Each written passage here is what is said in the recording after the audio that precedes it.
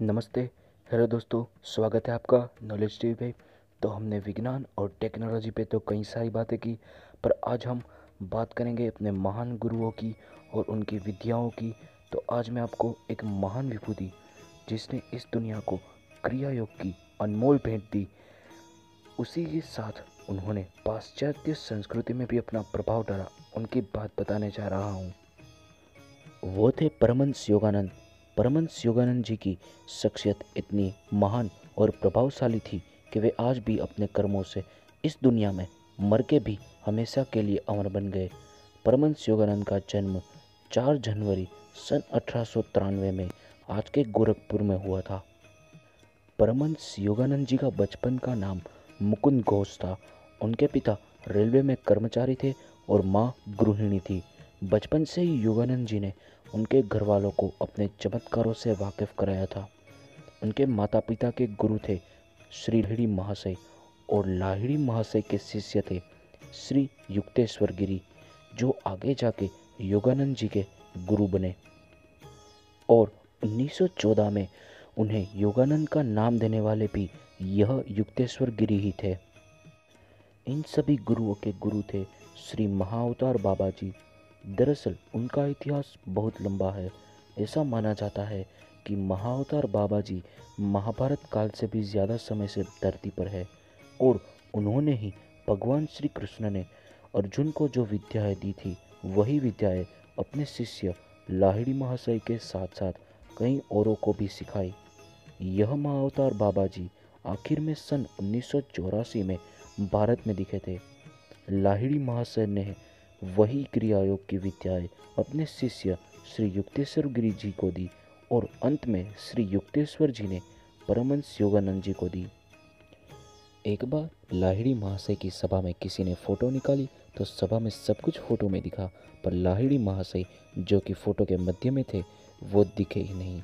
तब वह फोटोग्राफर ने ठाना कि वह सुबह उनकी अकेले की तस्वीर निकालेगा, पर सुबह भी वही हुआ, लाहिड़ी महाशय फोटो में ही नहीं आते। फिर फोटोग्राफर ने उनसे एक फ़ोटो पढ़ाने की विनती की, तब उनका फोटोग्राफ निकला। दरअसल आज तक उनका सिर्फ एक ही फ़ोटो निकाला गया है, जो आप देख रहे हैं। ऐसे तो और कई संतों का उल्लेख परमहंस योगानंद जी ने अपनी किताब योगी कथामृत में किया है। उसमें उनके दूसरे गुरु नागेंद्रनाथ पादुड़ी जो हवा में उड़ सकते थे, साथ ही साथ बनारस के गुरुजी प्रणवानंद जी जो एक ही समय पर 2 जगहों पर रहते थे, उनकी बातें भी विस्तार पूर्वक की है। इसके अलावा उनके एक स्कूल प्राध्यापक मास्टर महाशय की बात बहुत रोचक है। वे सीधे सीधे माँ जगदम्बा से बात करते थे। एक बार योगानंद जी और मास्टर महाशय साथ में एक कार्यक्रम पर गए तो थोड़ी देर बाद मास्टर बोले कि मैं देख रहा हूँ मुकुंद, तुम्हें ये सब देखने में जरा सी भी रुचि नहीं है, इसीलिए मैंने माँ जगदम्बा से कहा है कि हमें बाहर जाना है और उन्होंने कहा है कि अभी प्रोजेक्टर बंद हो जाएगा और तुम दोनों जब बाहर जाओगे तभी ही फिर से शुरू होगा।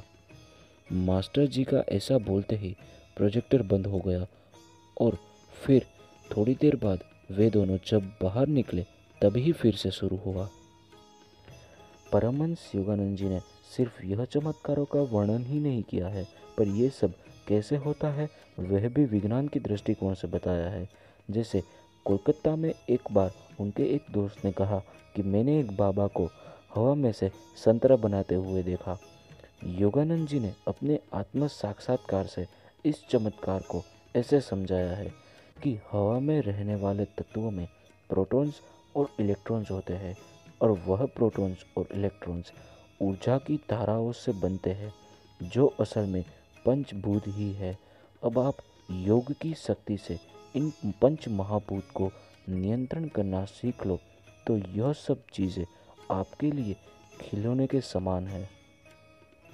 दरअसल योगानंद जी केवल हिंदू ही नहीं पर सभी धर्मों को मानते थे, और तो और उन्होंने ईसा मसीह पर भी एक 1700 पन्नों की किताब लिखी है।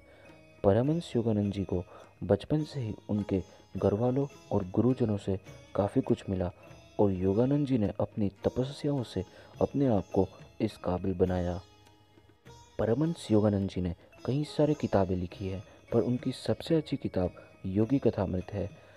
आपकी जानकारी के लिए एप्पल कंपनी के पूर्व सीईओ और फाउंडर स्टीव जॉब्स भी परमहंस योगानंद जी को बहुत मानते थे और वह उनके संप्रदाय से भी जुड़े हुए थे।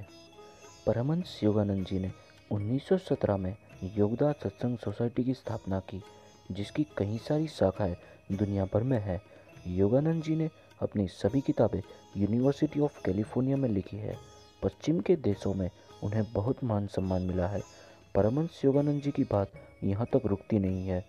जब 1952 में यह फोटो ली गई, उसके 1 घंटे बाद उनका देहांत हो गया, पर उनके शरीर में 27-28 दिन तक मृत्यु के बाद के एक भी लक्षण ना दिखे। उनका चेकअप करने वाले डॉक्टर भी चौंक गए।